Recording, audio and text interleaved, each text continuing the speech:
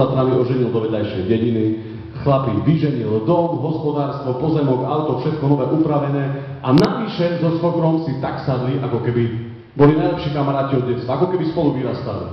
A raz v sobotu po polnoci ide ten môj kamarát Ferko z miestnej kultúrnej ustanovizne, z miestnej krčmičky domov teda, a tak z kraja z jedného do druhého. Chlapi, viete, že po polnoci tá cesta z krčmy domov je o čosi náročnejšia ako do polnoci. A teraz príde pre ten svokor dom a svokor na balkóne fajčí.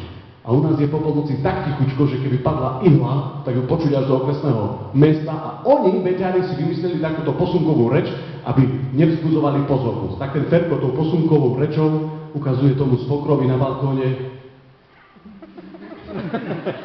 Svokor zbystrel, odložil cigaretu a povedal svojmu milovanému zaťovi. A pre tých, ktorí teda neviete ani po goralsky a nerozumiete ani posunkovej reči, tak to znamená je zmija doma. A svokor mu odpovedá, obi, dve.